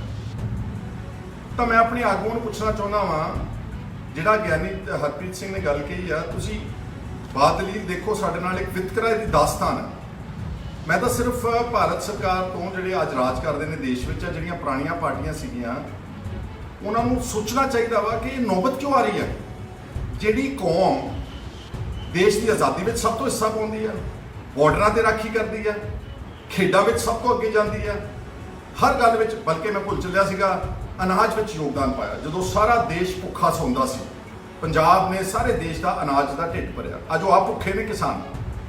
ਤੇ ਭਾਰਤ ਸਰਕਾਰ ਨੇ ਕਦੀ ਇਹ ਨਹੀਂ ਸੋਚਿਆ ਕਿ ਜਿਹੜੀ ਕੌਮ ਸਾਡੇ ਲਈ ਲੜਦੀ ਆ, ਜੂਝਦੀ ਆ, ਮਰਦੀ ਆ, ਘਰ ਉਜਾੜ ਕੇ ਆਉਂਦੀ ਆ, ਇਹਨਾਂ ਦੇ ਕੋਈ ਜ਼ਿਆਦਤੀ ਨਹੀਂ ਹੋਣੀ ਚਾਹੀਦੀ, ਇਹਨਾਂ ਦਾ ਧਿਆਨ ਰੱਖਣਾ ਚਾਹੀਦਾ। ਔਰ ਇੱਕ ਕਮਿਟਮੈਂਟ ਸੀਗੀਆਂ ਉਸ ਵਕਤ ਦੇ ਕਾਂਗਰਸ ਦੇ ਲੀਡਰਸ, ਪੰਡਤ ਜਵਾਹਰ ਲਾਲ ਨਹਿਰੂ ਉਹਨਾਂ ਨੇ ਜਦੋਂ ਸਿੱਖਾਂ ਨੂੰ ਵੂ ਕੀਤਾ, ਸਾਡੀ ਜਿਹੜੀ ਉਸ ਵਕਤ ਦੀ ਲੀਡਰਸ਼ਿਪ ਸੀ ਮਾਸਟਰ ਤਾਰਾ ਸਿੰਘ ਜੀ, ਉਹਨਾਂ ਨੂੰ ਇਹ ਭਰੋਸਾ ਦਿਵਾਇਆ ਗਿਆ ਸੀਗਾ ਕਿ ਜੇ ਤੁਸੀਂ ਸਾਡੇ ਨਾਲ ਆਓਗੇ ਅਸੀਂ ਤੁਹਾਡੀ ਆਰਥਿਕ ਤਰੱਕੀ ਦਾ ਧਿਆਨ ਰੱਖਾਂਗੇ, ਤੁਹਾਡੀ ਧਾਰਮਿਕ ਪਰਪੱਕਤਾ ਤੇ ਆਜ਼ਾਦੀ ਦਾ ਧਿਆਨ ਰੱਖਾਂਗੇ ਤੇ ਤੁਹਾਨੂੰ ਜਿਹੜਾ ਹੈਗਾ ਇਸ ਦੇਸ਼ ਵਿੱਚ ਪੂਰਾ ਮਾਣ ਸਤਿਕਾਰ ਦਿੱਤਾ ਜਾਊਗਾ। ਤੇ ਆਹ ਮਾਣ ਸਤਿਕਾਰ ਦੀ ਦਾਸਤਾਨ ਤਾਂ ਤੁਹਾਨੂੰ ਮੈਂ ਹੁਣੇ ਹੀ ਗਿਣਾਤੀ, ਜਿਹੜੀ ਗਿਆਨੀ ਹਰਪ੍ਰੀਤ ਸਿੰਘ ਜਥੇਦਾਰ ਅਕਾਲ ਤਖਤ ਸਾਹਿਬ ਨੇ। ਸੋ ਮੈਂ ਕਹਿਣਾ ਚਾਹੁੰਦਾ ਆਪਣੇ ਸਾਥੀਆਂ ਨੂੰ, ਚਾਹੇ ਉਹ ਆਮ ਆਦਮੀ ਪਾਰਟੀ ਦੇ ਕੁਝ ਲੋਕ ਤਾਂ ਇਹ ਵੀ ਕਹਿ ਗਏ ਘਬਰਾਹਟ ਵਿੱਚ ਆਣ ਕੇ ਕਿ ਕਿਸੇ ਘਰ ਵਿੱਚ ਪਰਿਵਾਰ 'ਚ ਪੈਦਾ ਹੋਣਾ ਮੇਰਾ ਕਸੂਰ ਨਹੀਂ ਸੀ। ਉਹ ਆਪਣੇ ਪੈਦਾ ਹੋਣ ਤੇ ਵੀ ਕੀ ਕਹਿੰਦੇ ਹੋ ਰਹੇ ਕਿ ਮੈਂ ਕਹਿ ਸਕਦਾ ਪੈਦਾ ਹੋਣ ਤੇ ਵੀ ਉਹਨੂੰ ਪਛਤਾਤਾਪ ਹੋ ਰਿਹਾ ਵਾ। ਕੁਝ ਸਾਡੇ ਹੋਰ ਵਿਦਵਾਨ ਆਗੂ ਨੇ ਜਿਹੜੇ ਉਹ ਆਪਣੇ ਆਪ ਨੂੰ ਕਹਿੰਦੇ ਅਸੀਂ ਸੈਕੂਲਰ, ਅਸੀਂ ਨੈਸ਼ਨਲਿਸਟ ਹਾਂ, ਅਸੀਂ ਖਾਲਿਸਤਾਨ ਦੀ ਮੰਗ ਦੇ ਉਲਟ ਹਾਂ। ਮੈਂ ਬਿਲਕੁਲ ਸਪੋਰਟ ਨਹੀਂ ਕਰਦਾ, ਨਾ ਮੈਂ ਕੋਈ ਵਾਇਲੈਂਸ ਸਪੋਰਟ ਕਰਦਾ, ਪਰ ਮੈਨੂੰ ਇੱਕ ਗੱਲ ਦੱਸਿਓ, ਹੁਣ ਖਾਲਿਸਤਾਨ ਕੋਈ ਗੱਲ ਕਰੇ ਤਾਂ ਐਡਾ ਵੱਡਾ ਵਿਵਾਦ, ਸ਼ੋਰ, ਸਾਰੇ ਟੈਲੀਵਿਜ਼ਨ ਦੇ ਉੱਤੇ ਡਿਬੇਟ ਚੈਨਲ ਤੇ ਗਾਲੀ ਗਲੋਚ, ਤੇ ਸਾਡੇ ਆਗੂ ਵੀ ਵਿਚਾਰੇ ਇੰਨੇ ਡਰ ਜਾਂਦੇ ਨੇ ਕਿ ਨਾ ਅਸੀਂ ਤਾਂ ਬਹੁਤ ਵੱਡੇ ਸੈਕੂਲਰ ਹਾਂ, ਅਸੀਂ ਨੈਸ਼ਨਲਿਸਟ ਹਾਂ। ਤੇ ਜਦੋਂ ਇਸ ਦੇਸ਼ ਦੇ ਵਿੱਚ ਜ਼ਿੰਮੇਵਾਰ ਪਾਰਟੀਆਂ ਬੀਜੇਪੀ, ਆਰਐਸਐਸ, ਵਿਸ਼ਵ ਹਿੰਦੂ ਪਰਿਸ਼ਦ ਦੇ ਜ਼ਿੰਮੇਵਾਰ ਆਗੂ, ਕਈ ਵਾਰ ਮੈਂਬਰ ਪਾਰਲੀਮੈਂਟ, ਉਹ ਜਦੋਂ ਹਿੰਦੂ ਰਾਸ਼ਟਰ ਦੀ ਗੱਲ ਕਰਦੇ ਨੇ ਇਸੇ ਦੇਸ਼ ਵਿੱਚ, ਕੀ ਉਹ ਵੱਖਵਾਦੀ ਏਜੰਡਾ ਨਹੀਂ ਗਾ? ਕੀ ਉਹ ਇਸ ਦੇਸ਼ ਨੂੰ ਕੀ ਕਹਿੰਦੇ ਹੁੰਦੇ ਅਲੱਗਵਾਦੀ ਏਜੰਡਾ ਨਹੀਂ ਗਾ? ਕੀ ਉਹ ਇਸ ਦੇਸ਼ ਨੂੰ ਤੋੜਨ ਦੇ, ਕਿਉਂਕਿ ਇਸ ਦੇਸ਼ ਵਿੱਚ ਪੰਥ ਦੇ ਧਰਮ ਨੇ, ਬਹੁਤ ਸਾਰੀਆਂ ਮਾਈਨੋਰਿਟੀਜ਼ ਨੇ, ਜੈਨੀ ਨੇ, ਬੋਧੀ ਨੇ, ਈਸਾਈ ਨੇ, ਮੁਸਲਮਾਨ ਨੇ, ਸਿੱਖ ਨੇ, ਦਲਿਤ ਨੇ, ਕਿ ਉਹਨਾਂ ਦਾ ਕੋਈ ਹਕੂਕ ਨਹੀਂਗਾ? ਉਹ ਰਾਸ਼ਟਰਵਾਦ, ਹਿੰਦੂ ਰਾਸ਼ਟਰਵਾਦ ਦੀ ਗੱਲ ਕਰਨ ਤੇ ਉਹ ਫਿਰ ਵੀ ਨੈਸ਼ਨਲਿਸਟ ਨੇ। ਤੇ ਜੇ ਕੋਈ ਉੱਠ ਕੇ ਮਾੜਾ ਜਾਂ ਟਿੱਪਣੀ ਵੀ ਕਰ ਦੇਵੇ, ਸਪੋਰਟ ਨਹੀਂ ਕਰਦਾ, ਉਹ ਕਹਿੰਦਾ ਚੰਗਾ ਜੇ ਭਾਰਤ ਸਰਕਾਰ ਦਿੰਦੀ ਹੈ ਤਾਂ ਅਸੀਂ ਲੈ ਲਾਂਗੇ, ਕਿਉਂਕਿ ਕਿਸ ਨੂੰ ਆਪਣਾ ਘਰ ਚੰਗਾ ਨਹੀਂ ਲੱਗਦਾ। ਸਾਡਾ ਤਾਂ ਪਿਛੋਕੜ ਰਿਹਾ ਵਾ ਮਹਾਰਾਜਾ ਰਣਜੀਤ ਸਿੰਘ ਦਾ ਆਜ਼ਾਦ ਸਿੱਖ ਰਾਜ, ਤੁਸੀਂ ਸਾਰੇ ਜਾਣਦੇ ਹੋ, ਮੈਨੂੰ ਕਹਿਣ ਦੀ ਲੋੜ ਨਹੀਂ। 40 ਸਾਲ ਗੋਲਡਨ ਪੀਰੀਅਡ ਆ ਇਸ ਏਸ਼ੀਆਈ ਮੁਲਕਾਂ ਦੀ ਜਿਹੜੀ ਇਤਿਹਾਸ ਹੈ। ਸਭ ਨੂੰ ਮਾਣ ਦਿੱਤਾ ਉਹਨਾਂ ਨੇ। ਉਹਨਾਂ ਦੇ ਤੋਪਖਾਨੇ ਵਿੱਚ ਪਠਾਨ ਸੀ, ਮੁਗਲ ਸੀਗੇ, ਉਹਨਾਂ ਦੇ ਜਿਹੜੇ ਫੌਜੀ ਜਰਨੈਲ ਸੀਗੇ ਉਹ ਫ੍ਰੈਂਚ ਜਨਰਲ ਸੀਗੇ, ਉਹਨਾਂ ਦੇ ਜਿਹੜੇ ਫੋਰਨ ਮਿਨਿਸਟਰ ਸੀ ਉਹ ਫਕੀਰ ਅਜ਼ੀਜ਼ੁਦੀਨ ਪਾਕਿਸਤਾਨ ਦੇ ਸੀਗੇ ਮੁਸਲਮਾਨ, ਉਹਨਾਂ ਦੇ ਜਿਹੜੇ ਟ੍ਰੈਜਰਰ ਸੀਗੇ ਉਹ ਸਾਡੇ ਸਤਿਕਾਰਯੋਗ ਹਿੰਦੂ ਵੀਰਾਂ ਨੂੰ, ਉਹਨਾਂ ਦੇ ਦੀਵਾਨ ਸਾਹਿਬ ਉਹਨਾਂ ਨੂੰ ਦਿੱਤਾ ਸੀ ਇਹ ਮਾਣ ਸਤਿਕਾਰ। ਅਫਕੋਰਸ ਸਿੱਖ ਤਾਂ ਉਹਨਾਂ ਦੀਆਂ ਫੌਜਾਂ ਦੇ ਜਨਰਲ ਸੀਗੇ। ਉਹ ਇਸ ਤਰ੍ਹਾਂ ਦਾ ਰਾਜ ਹੈ, ਇੱਕ ਵੀ ਵਿਅਕਤੀ ਨੂੰ ਉਦੋਂ ਕੈਪੀਟਲ ਪਨਿਸ਼ਮੈਂਟ ਨਹੀਂ ਹੋਈ, ਇੱਕ ਵੀ ਬੰਦੇ ਨੂੰ ਫਾਂਸੀ ਦਾ ਕੋਈ ਸਜ਼ਾ ਨਹੀਂ ਦਿੱਤੀ ਗਈ। ਸਰਵ ਧਰਮ, ਸਾਰਿਆਂ ਧਰਮਾਂ ਦਾ ਮਾਣ ਸਤਿਕਾਰ ਕੀਤਾ। ਤੇ ਮੈਂ ਤਾਂ ਸਿਰਫ ਆਪਣੇ ਵੀਰਾਂ ਨੂੰ ਕਹਿਣਾ ਚਾਹੁੰਦਾ ਵਾਂ ਕਿ ਇੰਨੀ ਡਰਦੇ ਕਿਉਂ ਤੁਸੀਂ? ਹਾਂ, ਦਲੀਲ ਨਾਲ ਗੱਲ ਕਰੋ। ਆਹ ਸਾਰੀਆਂ ਜਿਹੜੀਆਂ ਗੱਲਾਂ ਗਿਆਨੀ ਹਰਪ੍ਰੀਤ ਸਿੰਘ ਜੀ ਅਕਾਲ ਤਖਤ ਦੇ ਜਥੇਦਾਰ ਨੇ ਗਿਣਾਈਆਂ, ਇਹ ਗਿਣਾਉਣ। ਮੈਨੂੰ ਸ਼੍ਰੋਮਣੀ ਅਕਾਲੀ ਦਲ ਤੇ ਵੀ ਥੋੜਾ ਅਫਸੋਸ ਆ ਕਿ ਤੁਸੀਂ ਤਾਂ ਯਾਰੋ ਇੱਕ ਸਿੱਖਾਂ ਦੀ ਜਮਾਤ ਸੀ, ਆਪਣੇ ਪੁਰਖਿਆਂ ਨੇ ਗੁਰਦੁਆਰਾ ਸਾਹਿਬ ਜਦੋਂ ਆਜ਼ਾਦ ਕਰਾਏ, ਮਹੰਤਾਂ ਨਾਲ ਲੜਾਈਆਂ ਲੜੀਆਂ, ਉੱਥੋਂ ਪੈਦਾ ਹੋਏ ਤੁਸੀਂ, ਗੁਰਦੁਆਰਾ ਲਹਿਰ ਚੋਂ ਸ਼੍ਰੋਮਣੀ ਅਕਾਲੀ ਦਲ ਬਣਿਆ। ਮੋਰਚੇ, ਧਰਮ ਯੁੱਧ ਦਾ ਮੋਰਚਾ, ਕਪੂਰੀ ਦਾ ਮੋਰਚਾ, ਪੰਜਾਬੀ ਸੂਬੇ ਦਾ ਮੋਰਚਾ, ਚਾਬੀਆਂ ਦਾ ਮੋਰਚਾ, ਕਿੰਨੇ ਮੋਰਚੇ ਲਾਏ, ਕਿੰਨਿਆਂ ਨੇ ਸ਼ਹਾਦਤਾਂ ਦਿੱਤੀਆਂ। ਤੁਸੀਂ ਵੀ ਡਰਦੇ ਹੋ। ਤੁਸੀਂ ਸਗੋਂ ਉਹਨਾਂ ਨੂੰ ਪੂਰੀ ਦਲੀਲ ਦੇ ਕੇ ਜਿਹੜੀ ਜਥੇਦਾਰ ਸਾਹਿਬ ਨੇ ਦਿੱਤੀ ਉਹ ਸਮਝਾਓ ਕਿ ਸਾਡੇ ਨਾਲ ਵਿਤਕਰਾ ਹੋ ਰਿਹਾ, ਤਾਂ ਇਹ ਬੇਚੈਨੀ ਹੋ ਰਹੀ ਆ। ਜਿਹੜਾ 2020 ਦਾ ਵੀ ਸ਼ੋਰ ਮੱਚਿਆ ਸੀ ਜਦੋਂ ਮੈਂ ਲੀਡਰ ਆਫ ਆਪੋਜੀਸ਼ਨ ਸੀਗਾ, ਮੈਂ ਇਸੇ ਤਰੀਕੇ ਨਾਲ ਦਲੀਲ ਦਿੱਤੀ ਸੀਗੀ। ਹਲੇ ਸੁਣਦੇ ਕੋਈ ਨਹੀਂ ਗੇ ਇੰਟਰਵਿਊ ਵਿਚਾਰ, ਪਹਿਲਾਂ ਇਲਜ਼ਾਮ ਇਹ ਵੱਖਵਾਦੀ ਹੈ, ਇਹ ਅੱਤਵਾਦੀ ਹੈ। ਤੇ ਜਿਹੜਾ ਅੱਤਵਾਦ, ਸਟੇਟ ਸਪਾਂਸਰਡ ਟੈਰਰਿਜ਼ਮ ਸਾਡੇ ਦੇ ਉੱਤੇ ਕਹਿਰ ਮਚਾਇਆ ਗਿਆ, ਜਿਹੜਾ ਹਜ਼ਾਰਾਂ ਦੀ ਤਾਦਾਦ ਵਿੱਚ ਬੇਗੁਨਾਹ ਔਰਤਾਂ, ਬੱਚਿਆਂ, ਬਜ਼ੁਰਗਾਂ ਨੂੰ 1984 ਦੇ ਵਿੱਚ ਨਾ ਸਿਰਫ ਦਿੱਲੀ ਬਲਕਿ ਸਾਰੇ ਦੇਸ਼ ਦੇ ਵਿੱਚ ਕਤਲੋਗਾਰਤ ਕੀਤਾ ਗਿਆ, ਉਹ ਸਟੇਟ ਸਪਾਂਸਰਡ ਟੈਰਰਿਜ਼ਮ ਨਹੀਂ ਸੀਗਾ। ਮੈਂ ਵਾਇਲੈਂਸ ਦੇ ਹੱਕ 'ਚ ਨਹੀਂਗਾ, ਮੈਂ ਖਿਲਾਫ ਹਾਂ। ਪਰ ਜਦੋਂ ਇੰਡੀਵਿਜੂਅਲ ਵਾਇਲੈਂਸ ਕਰਦੇ ਨੇ ਨਾ, ਉਹਨਾਂ ਵਾਸਤੇ ਆਪਣੇ ਕੋਲ ਮਸ਼ੀਨ ਆ, ਆਪਣੇ ਕੋਲ ਸੰਵਿਧਾਨ ਆ, ਆਪਣੇ ਕੋਲ ਕੋਰਟ ਨੇ, ਆਪਣੇ ਕੋਲ ਕਚਹਿਰੀਆਂ, ਆਪਣੇ ਕੋਲ ਪੁਲਿਸ ਆ, ਸਜ਼ਾ ਦਿਓ ਉਹਨਾਂ ਨੂੰ।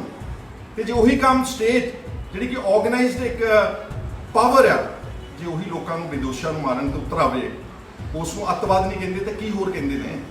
ਸੁਮੇਧ ਸਿੰਘ ਸੈਣੀ, KPS ਗਿੱਲ, JF ਰਿਬੇਰੋ, ਜਿਹੜੇ ਲੋਕਾਂ ਨੇ ਝੂਠੇ ਪੁਲਿਸ ਮੁਕਾਬਲਿਆਂ ਵਿੱਚ ਚੱਕ ਕੇ ਆਪਣੇ ਸਿੱਖ ਨੌਜਵਾਨ ਬੱਚਿਆਂ ਨੂੰ ਮਾਰਿਆ, ਉਹਨਾਂ ਨੂੰ ਅੱਤਵਾਦੀ ਨਹੀਂ ਕਹੋਗੇ ਤਾਂ ਹੋਰ ਕੀ ਕਹੋਗੇ ਦੱਸੋ? ਔਰ 36 ਸਾਲਾਂ 'ਚ ਅੱਜ ਤੱਕ ਕੋਈ ਇਨਸਾਫ ਨਹੀਂ ਹੋਇਆ। ਕਿ ਕੋਈ ਹੈ ਕਿਸੇ ਕੋਲ ਜਵਾਬ? ਔਰ ਮੈਨੂੰ ਅਫਸੋਸ ਨਾਲ ਕਹਿਣਾ ਪੈਂਦਾ, ਸਾਡੇ ਅਕਾਲੀ ਵੀਰ, ਸਾਡੇ ਆਮ ਆਦਮੀ ਦੇ, ਸਾਡੇ ਉਹਨਾਂ ਨੂੰ ਇਹੀ ਜ਼ੋਰ ਲੱਗਾ ਰਹਿੰਦਾ ਕਿ ਅਸੀਂ ਸੈਕੂਲਰ ਹਾਂ, ਅਸੀਂ ਨੈਸ਼ਨਲਿਸਟ ਹਾਂ, ਸਾਡੀ ਪਾਰਟੀ ਸਾਰੇ ਧਰਮਾਂ ਦਾ ਸਤਿਕਾਰ ਕਰਦੀ। ਕਰਨਾ ਚਾਹੀਦਾ ਵਾ, ਪਰ ਇੰਨਾ ਡਰਦੇ ਕਿਉਂ, ਇੰਨਾ ਘਬਰਾਉਂਦੇ ਕਿਉਂ? ਹਲੇ ਵੀ ਸਾਨੂੰ ਸਰਟੀਫਿਕੇਟ ਦੇਣਾ ਪਊਗਾ ਭਾਰਤ ਵਿੱਚ ਰਹਿਣ ਵਾਸਤੇ ਕਿ ਅਸੀਂ ਦੇਸ਼ ਭਗਤ ਹਾਂ। ਇੰਨਾ ਕੁਝ ਕਰਨ ਤੋਂ ਬਾਅਦ, ਇੰਨੀਆਂ ਕੁਰਬਾਨੀਆਂ, ਇੰਨੇ ਫਾਂਸੀਆਂ, ਭਗਤ ਸਿੰਘ ਵਰਗੇ ਬਹਾਦਰ ਯੋਧੇ ਅਨੇਕਾਂ ਨੇ, ਹਲੇ ਮੈਂ ਗਿਣਾ ਨਹੀਂ ਸਕਦਾ ਕਿਉਂਕਿ ਸਮਾਂ ਇਜਾਜ਼ਤ ਨਹੀਂ ਦਿੰਦਾ। ਸਾਰਾ ਇਸ ਦੇਸ਼ ਦਾ ਅਨਾਜ ਦਾ ਭੰਡਾਰ ਭਰ ਦਿੱਤਾ, ਬਾਰਡਰਾਂ ਦੇ ਉੱਤੇ ਰਾਖੀ ਕਰ ਦਿੱਤੀ, ਸਪੋਰਟਸ ਨੰਬਰ 1 ਦੇ ਉੱਤੇ ਲੈ ਗਏ ਮਿਲਖਾ ਸਿੰਘ ਜੀ ਵਰਗੇ, ਔਰ ਹੋਰ ਬਹੁਤ ਸਾਰੇ ਹਾਕੀ ਦੇ ਸਾਡੇ ਖਿਡਾਰੀ। ਅੱਜ ਦੀ ਡੇਟ ਵਿੱਚ ਪ੍ਰਗਟ ਸਿੰਘ ਬੈਠੇ ਨੇ ਜਲੰਧਰ ਦੇ MLA, ਇਹਨਾਂ ਨੇ ਜਦੋਂ ਜਾ ਕੇ ਬਾਹਰ ਝੰਡਾ ਝੂਲਦਾ 올림픽ਸ ਦੇ ਵਿੱਚ, ਤੇ ਸਾਡੀ ਭਾਰਤ ਦੀ ਸ਼ਾਨ ਬਣਦੀ ਹੈ ਨਾ। ਪਰ ਫਿਰ ਵੀ ਸਾਨੂੰ ਇਹ ਹਲੇ ਸਰਟੀਫਿਕੇਟ ਦੇਣਾ ਪੈਂਦਾ ਵਾ ਕਿ ਅਸੀਂ ਨੈਸ਼ਨਲਿਸਟ ਹਾਂ। ਜਿਹੜੇ ਸੁਮੇਧ ਸਿੰਘ ਸੈਣੀ, ਇਹਨਾਂ ਨੂੰ ਕੋਈ ਸਰਟੀਫਿਕੇਟ ਨਹੀਂ, ਬੰਦੇ ਵੀ ਮਾਰ ਦੇਣ। KPS ਗਿੱਲ ਸਾਹਿਬ, JF ਰਬੇਰੋ, ਦਿੱਲੀ ਵਿੱਚ ਪੁਲਿਸ ਦੀ ਹਾਜ਼ਰੀ ਵਿੱਚ, ਰਾਜਧਾਨੀ ਦੇ ਵਿੱਚ ਐਡੇ ਵੱਡੇ ਪੱਧਰ ਤੇ ਕਤਲੋਗਾਰਤ ਹੋ ਜੇ, ਉਹਨਾਂ ਲੋਕਾਂ ਨੂੰ ਕੋਈ ਸਰਟੀਫਿਕੇਟ ਨਹੀਂ ਦੇਣਾ ਪੈਂਦਾ। ਇਸ ਲਈ ਮੇਰੇ ਵੀਰੋ, ਇਸੇ ਕਰਕੇ ਅਸੀਂ ਕਹਿੰਦੇ ਆ ਕਿ ਸਾਨੂੰ ਖੇਤਰੀ ਪਾਰਟੀ ਦੀ ਲੋੜ ਹੈ। ਸ਼੍ਰੋਮਣੀ ਅਕਾਲੀ ਦਲ ਸਾਡੀ ਬੈਸਟ ਪਾਰਟੀ ਸੀਗੀ। ਅਨਫੋਰਚੂਨੇਟਲੀ ਸਾਡੇ ਜਦੋਂ ਇਸ ਪਰਿਵਾਰ ਦੇ ਹੱਥ ਵਿੱਚ ਆ ਕੇ ਉਹਨਾਂ ਨੇ ਸਾਰਾ ਉਸ ਦਾ ਏਜੰਡਾ ਖਤਮ ਕਰ ਦਿੱਤਾ। ਉਹਦਾ ਜਿਹੜੇ ਸਾਡੇ ਸੂਬੇ ਦੇ, ਸਾਡੇ ਕੌਮ ਦੇ ਇੰਟਰਸਟ ਸੀਗੇ, ਉਹਨਾਂ ਨੂੰ ਕੰਪਰੋਮਾਈਜ਼ ਕਰਤਾ, ਸਿਰਫ ਸੱਤਾ ਵਿੱਚ ਰਹਿਣ ਵਾਸਤੇ, ਥੋੜਾ ਬਹੁਤਾ ਵਪਾਰ ਚਲਾਉਣ ਵਾਸਤੇ, ਥੋੜਾ ਬਹੁਤਾ ਧਨ ਦੌਲਤ ਇਕੱਠਾ ਕਰਨ ਵਾਸਤੇ। ਜੇ ਅੱਜ ਫਰਜ਼ ਕਰੋ ਪੰਜਾਬ ਦੇ ਵਿੱਚ ਜੈਨੂਅਨ ਰੀਜਨਲ ਪਾਰਟੀ ਹੋਵੇ, ਜਿਹੜੀ ਆਹ 10 ਗੱਲਾਂ ਜਿਹੜੇ ਵਿਤਕਰੇ ਹੋਏ ਨੇ, ਤੇ 10 ਗੱਲਾਂ ਜਿਹੜੇ ਸਾਡੇ ਪੰਜਾਬ ਨੂੰ ਇਸ ਵਕਤ ਚੁਣੌਤੀਆਂ ਦਰਪੇਸ਼ ਨੇ, ਚਾਹੇ ਉਹ ਡਰੱਗਸ ਦੀ ਹੈ, ਚਾਹੇ ਉਹ ਆਰਥਿਕ ਸੰਕਟ ਦੀ ਹੈ, ਚਾਹੇ ਉਹ ਐਜੂਕੇਸ਼ਨ ਦੀ ਹੈ, ਚਾਹੇ ਉਹ ਹੈਲਥ ਕੇਅਰ ਦੀ ਹੈ, ਚਾਹੇ ਉਹ ਕਰਪਸ਼ਨ ਦੀ ਹੈ, ਚਾਹੇ ਉਹ ਜਿਹੜੀਆਂ ਸਾਨੂੰ ਕਿਸਾਨਾਂ ਦੀ ਆਤਮ ਹੱਤਿਆ ਨੇ, ਚਾਹੇ ਉਹ ਦਲਿਤਾਂ ਦੀਆਂ ਨੇ, ਚਾਹੇ ਉਹ ਗੁਰਬਤ ਦੀ, ਚਾਹੇ ਉਹ ਮਿਡਲ ਕਲਾਸ ਦੀ, ਚਾਹੇ ਇੰਡਸਟਰੀ ਦੀ ਹੈ। 10 ਗੱਲਾਂ ਤੋਂ ਜ਼ਿਆਦਾ ਨਹੀਂ ਗਈਆਂ। ਕੀ ਅਸੀਂ ਪੰਜਾਬ ਦੇ ਵਿੱਚ ਐਡੇ ਨਾ ਅਹਿਲ ਤੇ ਨਲਾਇਕ ਬੰਦੇ ਆ ਪੰਜਾਬ ਦੇ ਵਿੱਚ ਕਿ 3.25 ਕਰੋੜ ਆਬਾਦੀ ਚੋਂ ਸਾਡੇ ਕੋਲ 5, 7, 10 ਬੰਦੇ ਚੰਗੇ ਨਹੀਂ ਕਿ ਜਿਹੜੇ ਪੰਜਾਬ ਨੂੰ ਆਪਣੀ ਅਗਵਾਈ ਕਰ ਸਕਣ? ਔਰ ਇਹ ਜਿਹੜਾ ਮੈਂ ਅੱਜ ਤੁਹਾਨੂੰ ਇਹ ਗੱਲ ਦਿੱਤਾ, ਮੈਂ ਉਦਾਹਰਨ ਦੇ ਰਿਹਾ ਕਿ ਕਿਸ ਤਰ੍ਹਾਂ ਪੂਛ ਲੈ ਕੇ ਭੱਜਦੇ ਨੇ ਦੂਜੀਆਂ ਪਾਰਟੀਆਂ ਵਾਲੇ, ਕਿਉਂਕਿ ਉਹਨਾਂ ਨੇ ਉੱਥੇ ਵੀ ਵੋਟਾਂ ਲੈਣੀਆਂ ਨੇ। ਕਾਂਗਰਸ ਨੇ ਵੀ ਹਰਿਆਣੇ, ਦਿੱਲੀ, ਪੰਜਾਬ, ਮੱਧ ਪ੍ਰਦੇਸ਼, ਉੱਤਰ ਪ੍ਰਦੇਸ਼ ਵਿੱਚ ਵੋਟਾਂ ਲੈਣੀਆਂ ਨੇ। ਦੇ cannot speak for the interest of Punjab the way that Punjab leaders can speak hair ਇਨ ਪੰਜਾਬ। ਇਹੀ ਗੱਲ ਹੁਣ ਆਮ ਆਦਮੀ ਪਾਰਟੀ ਤੇ ਵੀ ਲੱਗ ਗਈ। ਭਗਵੰਤ ਸਿੰਘ ਮਾਨ ਦਾ ਜਾਂ ਤਾਂ ਇਹਨਾਂ ਲੋਕਾਂ ਨੂੰ ਪਿਛੋਕੜ ਨਹੀਂ ਪਤਾ, ਜਾਂ ਇਹਨਾਂ ਨੇ ਕੋਈ ਇਤਿਹਾਸ ਨਹੀਂ ਪੜ੍ਹਿਆ ਚੰਗੀ ਤਰ੍ਹਾਂ ਨਾਲ ਕਿ ਸਾਡੇ ਨਾਲ ਕੀ ਕੀ ਵਾਪਰਿਆ ਤੇ ਸਾਡੇ ਪੁਰਖਿਆਂ ਦੀਆਂ ਕੀ ਕੀ ਕੁਰਬਾਨੀਆਂ ਸੀ। ਇਹਨਾਂ ਨੇ ਪੜ੍ਹਿਆ ਨਹੀਂ ਚੱਜ ਨਾਲ। ਇੰਨੇ ਘਬਰਾਹਟ ਵਿੱਚ ਆਣ ਕੇ ਬੀਬੀ ਬਲਜਿੰਦਰ ਕੌਰ ਨੇ ਆਪਣੇ ਪਰਿਵਾਰ ਨੂੰ ਹੀ ਇੱਕ ਕਿਸਮ ਦਾ ਕੀ ਕਹਿੰਦੇ ਆ ਕਿ ਤਲਾਂਜਲੀ ਦੇ ਦਿੱਤੀ। ਔਰ ਹੋਰ ਵੀ ਇਹਨਾਂ ਦੇ ਕੁਝ ਆਗੂ ਬੋਲਦੇ ਨੇ। ਠੀਕ ਹੈ, ਗੁੱਡ ਗਵਰਨੈਂਸ ਹੋਣੀ ਚਾਹੀਦੀ ਹੈ। ਮੰਨ ਲਿਆ ਕਿ ਐਜੂਕੇਸ਼ਨ ਤੇ ਹਸਪੀਟਲ ਜਿੱਦਾਂ ਦਿੱਲੀ ਦੇ ਵਿੱਚ ਬਣਨੇ, ਸਾਡੇ ਵੀ ਬਣਨੇ ਚਾਹੀਦੇ ਆ। ਪਰ ਇੱਕ ਗੱਲ ਯਾਦ ਰੱਖਿਓ, ਜੇ ਤੁਹਾਡੀ ਇਸ ਦਸਤਾਰ ਦਾ ਸਤਿਕਾਰ ਨਹੀਂ, ਜੇ ਤੁਹਾਡੇ ਬੱਚੇ ਮਹਿਫੂਜ਼ ਨਹੀਂ ਗਏ, ਜੇ ਤੁਹਾਡੇ ਬੱਚਿਆਂ ਨੂੰ ਚੱਕ ਕੇ ਝੂਠੇ ਪੁਲਿਸ ਮੁਕਾਬਲਿਆਂ ਵਿੱਚ ਮਾਰ ਕੇ 36 ਸਾਲ ਪੁਲਿਸ ਵਾਲੇ ਬਚ ਸਕਦੇ ਨੇ, ਜੇ ਤੁਹਾਡਾ ਮਾਣ ਸਤਿਕਾਰ ਨਹੀਂਗਾ, ਜੇ ਤੁਹਾਡੀ ਇੰਡੀਪੈਂਡੈਂਸ ਨਹੀਂਗੀ, ਜੇ ਤੁਹਾਨੂੰ ਫਰੀडम ਆਫ ਐਕਸਪ੍ਰੈਸ਼ਨ ਨਹੀਂਗਾ, ਫਰੀडम ਆਫ ਲੈਂਗੁਏਜ ਨਹੀਂਗੀ, ਤੇ ਉੱਥੇ ਤੁਸੀਂ ਕੀ ਕਰ ਸਕਦੇ? ਐ ਤਾਂ ਫਿਰ ਜੇ ਸੜਕਾਂ ਬਣਾਉਣੀਆਂ ਹੁੰਦੀਆਂ, ਸਕੂਲ ਬਣਾਉਂਦੇ ਹੁੰਦੇ, ਡਿਸਪੈਂਸਰੀਆਂ, ਤੇ ਅਫਗਾਨਿਸਤਾਨ ਅਮਰੀਕਾ ਕੋਲੋਂ ਜੋ ਮਰਜ਼ੀ ਬਣਵਾ ਲੈਂਦਾ, ਫਿਰ ਨਾਲ ਲੜਦਾ ਉਹਨਾਂ ਦੇ ਨਾਲ। ਲੜ ਕੇ ਪਹਿਲਾਂ ਰਸ਼ੀਆ ਨਾਲ ਲੜੇ, ਰਸ਼ੀਆ ਟੁੱਟ ਗਿਆ। ਹੁਣ ਅਮਰੀਕਾ ਮਿੰਟਾਂ ਕੱਢ ਕੇ ਤਾਲਿਬਾਨ ਦੀਆਂ, ਮੈਂ ਕਿਸੇ ਦਾ ਸਪੋਰਟਰ ਨਹੀਂ ਗਾ, ਮਾਈਂਡ ਯੂ, ਮੈਂ ਵਾਇਲੈਂਸ ਨੂੰ ਸਪੋਰਟ ਨਹੀਂ ਕਰਦਾ, ਪਰ ਉਹਨਾਂ ਨੇ ਆਪਣੀ ਆਈਡੈਂਟੀਟੀ ਨੂੰ ਬਚਾਉਣ ਵਾਸਤੇ ਅਫਗਾਨਿਸਤਾਨ ਨੇ ਅਮਰੀਕਾ ਵਰਗੇ ਸਭ ਤੋਂ ਤਾਕਤਵਰ ਸ਼ਕਤੀ ਦੇ ਨਾਲ ਲੜਾਈ ਲੜੀ, ਕਈ ਦਹਾਕੇ ਲੜੀ, ਔਰ ਹੁਣ ਅਮਰੀਕਾ ਜਾਨ ਬਚਾ ਕੇ ਉਸੇ ਤਾਲਿਬਾਨ ਦੇ ਨਾਲ ਸਮਝੌਤਾ ਕਰਕੇ ਤੇ ਫੋਰਸਿਸ ਨੂੰ ਵਿਡਰਾਅ ਕਰ ਰਿਹਾ। ਕਿਉਂ ਕਰ ਰਿਹਾ ਅਫਗਾਨਿਸਤਾਨ? ਉਹਨਾਂ ਨੂੰ ਵੀ ਸਕੂਲ ਚੰਗੇ ਲੱਗਦੇ ਨੇ, ਉਹਨਾਂ ਨੂੰ ਵੀ ਹਸਪਤਾਲ ਤੇ ਡਿਸਪੈਂਸਰੀਆਂ ਤੇ ਮਾੜੇ ਮੋਟੇ ਮੁਹੱਲਾ ਕਲੀਨਿਕ ਚੰਗੇ ਲੱਗਦੇ ਨੇ, ਪਰ ਜਿੱਥੇ ਉਹਨਾਂ ਦੀਆਂ ਔਰਤਾਂ ਦਾ ਬਲਾਤਕਾਰ ਕਰਨ ਬਾਹਰ ਦੇ ਦੇਸ਼ਾਂ ਦੇ ਆਣ ਕੇ ਫੌਜੀ, do you think they will ever agree to so called fake development? ਔਰ ਵੈਸੇ ਵੀ ਦੱਸਣਾ, ਮੈਨੂੰ 70 ਸਾਲਾਂ ਦੇ ਵਿੱਚ, ਚਲੋ ਪੰਜਾਬ ਨੂੰ ਤਾਂ ਛੱਡ ਦਿਓ, ਤੁਸੀਂ ਕਹਿੰਦੇ ਕਿ ਪੰਜਾਬ ਮਾੜੀ ਲੀਡਰਸ਼ਿਪ ਦੇ ਹੱਥ ਵਿੱਚ ਸੀਗਾ, ਮੈਨੂੰ ਦੱਸ ਦਿਓ ਬਾਕੀ ਦੇਸ਼ ਵਿੱਚ ਕਿੰਨੀ ਕੁ ਪੁਖਤਾ ਡਿਵੈਲਪਮੈਂਟ ਹੋਈ ਆ। ਸੋ ਸਾਡਾ ਮੰਨਣਾ ਵਾ ਕਿ ਡਿਵੈਲਪਮੈਂਟ ਚਾਹੀਦੀ ਆ, ਪਰ ਡਿਵੈਲਪਮੈਂਟ ਦੇ ਨਾਲ ਤੁਹਾਡਾ ਮਾਣ ਸਤਿਕਾਰ, ਤੁਹਾਡੀ ਹਿਫਾਜ਼ਤ, ਤੁਸੀਂ ਇਸ ਦੇਸ਼ ਵਿੱਚ ਇੱਕ ਨੰਬਰ ਦੇ ਨਾਗਰਿਕ ਹੋਵੋ। ਹਾਲੇ ਤੱਕ ਸਾਨੂੰ ਜਿਹੜਾ ਸੁਨੇਹਾ ਦਿੱਤਾ ਗਿਆ ਨਾ, ਉਹ ਸਾਨੂੰ ਸੈਕੰਡ ਰੇਟ ਸਿਟੀਜ਼ਨ ਦਾ ਦਿੱਤਾ ਗਿਆ। ਸੈਕੰਡ ਰੇਟ ਸਿਟੀਜ਼ਨ ਕਹਿੰਦੇ ਨੇ, ਲੋਕ ਡਰਦੇ ਨੇ, ਬਾਦਲ ਸਾਹਿਬ ਵੀ ਡਰਨਗੇ, ਕੈਪਟਨ ਸਾਹਿਬ ਵੀ ਡਰਨਗੇ।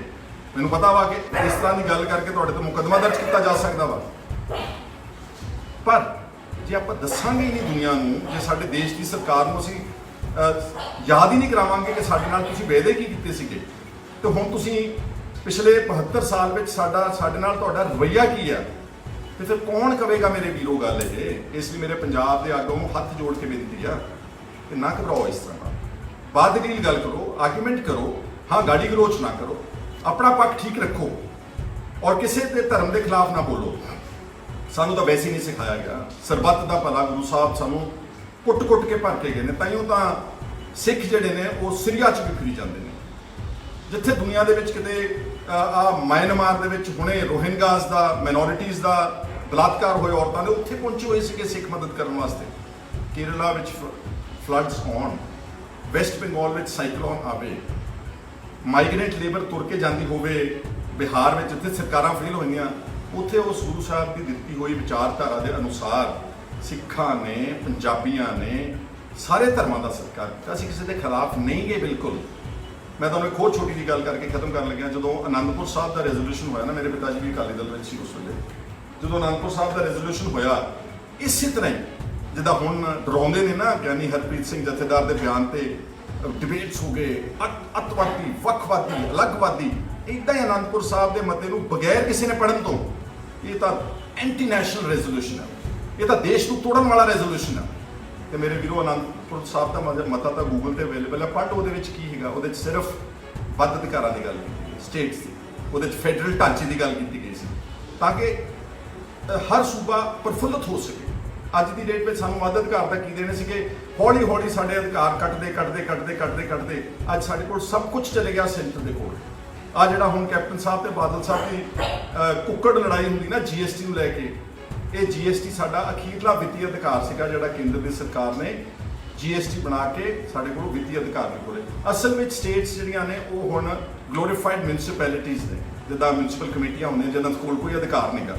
ਤਾਈਓ ਸਾਡੇ ਤੇ ਕਰਜ਼ਾ ਚੱਲ ਰਿਹਾ, ਕਿਉਂਕਿ ਸਾਨੂੰ ਅਸੀਂ ਟੈਕਸ ਹੀ ਨਹੀਂ ਇਕੱਠਾ ਕਰ ਸਕਦੇ, ਅਸੀਂ ਆਪਣੇ ਰਿਸੋਰਸਿਸ ਨਹੀਂ ਇਕੱਠੇ ਕਰ ਸਕਦੇ, ਔਰ ਸਾਡੀਆਂ ਨੀਤੀਆਂ ਬਣੀਆਂ ਬਣਾਈਆਂ ਦਿੱਲੀੋਂ ਆਉਂਦੀਆਂ। ਸਰਵ ਸਿੱਖਿਆ ਅਭਿਆਨ ਦਿੱਲੀੋਂ, ਰੂਰਲ ਹੈਲਥ ਮਿਸ਼ਨ ਦਿੱਲੀੋਂ, ਪ੍ਰਧਾਨ ਮੰਤਰੀ ਗ੍ਰਾਮ ਸੜਕ ਯੋਜਨਾ ਦਿੱਲੀੋਂ, ਲੇਬਰ ਦੀ ਮਨਰੇਗਾ ਸਕੀਮ ਦਿੱਲੀੋਂ। ਕਦੀ ਹੋ ਸਕਦਾ ਵਾ ਕਿ ਜਿਹੜੀ ਚੀਜ਼ ਕੇਰਲਾ, ਤਾਮਿਲਨਾਡੂ ਤੇ ਆਂਧਰਾ 'ਚ ਲਾਗੂ ਹੁੰਦੀ ਆ, ਉਹੀ ਗੱਲ ਪੰਜਾਬ 'ਚ ਲਾਗੂ ਹੋ ਜਾਵੇਗੀ? ਪੈਸੇ ਵੇਸਟ ਹੋ ਰਹੇ ਨੇ, ਬਰਬਾਦ ਹੋ ਰਹੇ ਨੇ। ਸੋ ਅਨੰਦਪੁਰ ਸਾਹਿਬ ਦੇ ਮਤੇ ਵਿੱਚ ਕੁਝ ਵੀ ਐਂਟੀ ਨੈਸ਼ਨਲ ਨਹੀਂ ਸੀਗਾ, ਪਰ ਇੱਦਾਂ ਹੀ ਡਰਾ ਕੇ ਟੀਵੀਜ਼ ਨੇ, media unfortunately, I'm sorry to say, ਬਗੈਰ ਸਮਝੇ ਦੇਖੇ ਇੰਨਾ ਡਰਾਇਆ ਕਿ ਸਾਡੇ ਅਕਾਲੀ ਦਲ ਦੇ ਆਗੂ ਅਨੰਦਪੁਰ ਦੇ ਮਤੇ ਨੂੰ ਹੀ ਛੱਡ ਗਏ। ਉਸ ਮਤੇ ਵਿੱਚ ਅੱਜ ਵੀ ਅੱਛੀ ਤਰ੍ਹਾਂ ਦੇਖ ਲਓ, ਉਹਨਾਂ ਨੇ ਕਿਹਾ ਸੀਗਾ ਸ਼ਾਇਦ 4 ਡਿਪਾਰਟਮੈਂਟਸ ਗਵਰਨਮੈਂਟ ਆਫ ਇੰਡੀਆ ਰੱਖੇ, ਡਿਫੈਂਸ, ਕਮਿਊਨੀਕੇਸ਼ਨ, ਫਾਈਨੈਂਸ ਐਂਡ ਇੱਕ ਹੋਰ ਸੀਗਾ ਕੋਈ ਸ਼ਾਇਦ ਐਕਸਟਰਨਲ ਅਫੇਅਰਸ। ਬਾਕੀ ਸਾਰੇ ਮਹਿਕਮੇ ਸਟੇਟਾਂ ਨੂੰ, ਅਮਰੀਕਾ ਦੇ ਵਿੱਚ ਸਾਰੀਆਂ ਸਟੇਟਾਂ ਨੂੰ ਅਧਿਕਾਰ ਹੈ, ਸਟੇਟਾਂ ਨੂੰ ਨਹੀਂ, ਕਾਉਂਟੀਜ਼ ਨੂੰ, ਜ਼ਿਲ੍ਹਿਆਂ ਨੂੰ ਆਪਣਾ ਅਧਿਕਾਰ ਹੈ, ਆਪਣਾ ਮੇਅਰ ਚੁਣ ਲੈਂਦੇ ਨੇ, ਆਪਣੀ ਪੁਲਿਸ ਲਾ ਲੈਂਦੇ ਨੇ। ਦੇਖ ਲਓ ਕਿੱਥੇ ਪਹੁੰਚਿਆ ਹੋਇਆ ਦੇਸ਼। ਇਸ ਲਈ ਮੇਰੇ ਸਾਰੇ ਵੀਰਾਂ ਨੂੰ ਅੱਜ ਦੇ ਇਸ ਬਹੁਤ ਸੰਜੀਦਾ ਸਬਜੈਕਟ ਤੇ ਮੇਰੀ ਬੇਨਤੀ ਹੈ, ਇੱਕ ਤਾਂ ਪੰਜਾਬ ਦੇ ਆਗੂਆਂ ਨੂੰ ਕਿ ਇੱਦਾਂ ਡਰ ਕੇ, ਘਬਰਾ ਕੇ ਭੱਜੋ ਨਾ, ਦਲੀਲ ਪੇਸ਼ ਕਰੋ, ਆਪਣੇ ਹਕੂਕ ਮੰਗੋ, ਜੋ ਸਾਡੇ ਨਾਲ ਵਿਤਕਰਾ ਹੋਇਆ ਉਸ ਦਾ ਇਨਸਾਫ ਮੰਗੋ। ਤੇ ਦੂਸਰਾ ਹੈਗਾ ਕਿ ਕੇਂਦਰ ਸਰਕਾਰ ਨੂੰ ਸਮਝਣਾ ਚਾਹੀਦਾ ਵਾ, ਮੈਂ ਕਿਸੇ ਪਾਰਟੀ ਵਿਸ਼ੇਸ਼ ਨੂੰ ਨਹੀਂ ਕਹਿ ਰਿਹਾ, ਸਾਰੀਆਂ ਹੀ ਪਾਰਟੀਆਂ ਦੇ ਲੋਕਾਂ ਨੂੰ ਮੇਰੀ ਅਪੀਲ ਹੈ ਹੱਥ ਜੋੜ ਕੇ ਕਿ ਦੇਖੋ ਤਾਂ ਸਹੀ ਤੁਸੀਂ ਕੀ ਕੁਝ ਕੀਤਾ ਸਾਡੇ ਨਾਲ। ਇਹਦੇ ਬਾਵਜੂਦ ਵੀ ਸਿੱਖ ਜਿਹੜੇ ਨੇ, ਉਹ ਪੰਜਾਬੀ ਨੇ, ਉਹ ਇਸ ਦੇਸ਼ ਦੀ ਤਰੱਕੀ ਵਿੱਚ ਸਭ ਤੋਂ ਅੱਗੇ ਹਿੱਸਾ ਪਾ ਰਹੇ। ਇਹ ਸਮਾਂ ਮੰਗਦਾ ਕਿ 36 ਸਾਲ ਪਹਿਲਾਂ ਹੋਇਆ ਬੇਇਨਸਾਫੀ, ਉਸ ਨੂੰ ਸੈਟ ਰਾਈਟ ਕਰ ਦਿਓ। ਕੁਛ ਵੀ ਨਹੀਂਗਾ ਕੰਮ, ਕੁਛ ਵੀ ਨਹੀਂਗਾ। ਗਵਰਨਮੈਂਟਾਂ ਚਾਹੁਣ ਇਹ ਹਫ਼ਤਿਆਂ ਮਹੀਨਿਆਂ ਦਾ ਕੰਮ ਹੈ ਸਜ਼ਾ ਦੇਣੀ। ਇਸ ਲਈ ਇੱਕ ਤਾਂ ਉਹ ਠੀਕ ਕਰੋ ਤੇ ਇੱਕ ਸਟੇਟਾਂ ਨੂੰ ਉਹਨਾਂ ਦੇ ਅਧਿਕਾਰ ਵਾਪਸ ਦਿਓ। ਤੁਸੀਂ ਜੰਮੂ ਕਸ਼ਮੀਰ ਜਿਹੜਾ ਬਿੱਲ ਪਾਸ ਕੀਤਾ ਉਹਦਾ ਫਾਇਦਾ ਨਹੀਂ ਹੋਇਆ ਤੁਹਾਨੂੰ। ਤੁਸੀਂ ਦੱਸੋ ਕਿੰਨਿਆਂ ਨੇ ਜਾ ਕੇ ਜੰਮੂ ਕਸ਼ਮੀਰ ਦੇ ਵਿੱਚ, ਬਾਹਰਲਿਆਂ ਨੇ ਜਾ ਕੇ ਉੱਥੇ ਪ੍ਰਾਪਰਟੀਜ਼ ਤੇ ਜ਼ਮੀਨਾਂ ਲੈ ਰਹੀਆਂ ਨੇ? ਲਈਆਂ ਕਿਸੇ ਨੇ? ਤੁਹਾਡਾ ਮਕਸਦ ਤਾਂ ਇਹ ਸੀਗਾ ਕਿ 370 ਧਾਰਾ ਤੋੜ ਕੇ, ਜੰਮੂ ਕਸ਼ਮੀਰ ਦੇ 2 ਟੋਟੇ ਕਰਕੇ ਜੰਮੂ ਕਸ਼ਮੀਰ ਨੂੰ ਯੂਨੀਅਨ ਟੈਰੀਟਰੀ ਬਣਾ ਕੇ ਅਸੀਂ ਉੱਥੇ ਡੈਮੋਗ੍ਰਾਫਿਕ ਚੇਂਜ ਲਿਆਵਾਂਗੇ। ਅਸੀਂ ਬਾਹਰੋਂ ਭਾਰਤ ਵਿੱਚੋਂ ਬੰਦੇ ਭੇਜ ਕੇ ਉੱਥੇ ਵੈਲੀ ਦੇ ਵਿੱਚ ਉਹਨਾਂ ਦੀ ਆਬਾਦੀ ਦਾ ਸੰਤੁਲਨ ਖਤਮ ਕਰ ਦਿਆਂਗੇ। ਕੋਈ ਗਿਆ ਉੱਥੇ, ਕੋਈ ਜਾਵੇਗਾ ਉੱਥੇ? ਇਸ ਤਰ੍ਹਾਂ ਦੇ ਭੈਭੀਤ ਮਾਹੌਲ ਵਿੱਚ ਉਹਨਾਂ ਨਾਲ ਇੱਕ ਮਜ਼ਾਕ ਹੋਇਆ, ਉਹਨਾਂ ਦੇ ਜ਼ਖਮਾਂ ਤੇ ਜਿੱਦਾਂ ਜੈਨੂਅਨਲੀ ਕਿਸੇ ਨੂੰ ਕਹਿੰਦੇ ਕਿ ਲੂਣ ਛਿੜਕਣ ਦੇ ਬਰਾਬਰ ਉਹ ਸਾਰੀ ਗੱਲ ਕੀਤੀ ਗਈ ਆ। ਉਸ ਨੂੰ ਵੀ ਸੁਧਾਰ ਕਰਨਾ ਚਾਹੀਦਾ। ਉਹ ਵੀ ਮਾਈਨੋਰਿਟੀਜ਼ ਨੇ, ਉਹ ਵੀ ਇਸ ਦੇਸ਼ ਵਿੱਚ ਘੱਟ ਗਿਣਤੀ ਨੇ। ਜੇ ਆਪਾਂ ਘੱਟ ਗਿਣਤੀਆਂ ਨੂੰ ਇਸ ਤਰੀਕੇ ਨਾਲ ਟੈਰਰਾਈਜ਼ ਕਰਾਂਗੇ, ਸਟੇਟ ਟੈਰਰਿਜ਼ਮ ਦੇ ਥਰੂ, ਆ ਜਿਹੜਾ ਸਿਟੀਜ਼ਨ ਅਮੈਂਡਮੈਂਟ ਬਿੱਲ ਆਇਆ CAA, ਇਕੱਲੇ ਇੱਕ ਮੁਸਲਮਾਨਾਂ ਨੂੰ ਟਾਰਗੇਟ ਕਰਕੇ ਕਹਿਤਾ ਕਿ ਤੁਹਾਨੂੰ ਅਸੀਂ ਨਾਗਰਿਕਤਾ ਨਹੀਂ ਦੇਵਾਂਗੇ। ਕਿਉਂ ਨਹੀਂ ਦਿਓਗੇ? ਕੀ ਕਰ ਦਿੱਤਾ ਉਹਨਾਂ ਨੇ? ਜਿਹੜੇ ਬੈਠੇ ਨੇ ਸਾਰੇ ਦੇਸ਼ ਵਿੱਚ, ਕੀ ਮਾੜਾ ਕੀਤਾ ਉਹਨਾਂ ਨੇ?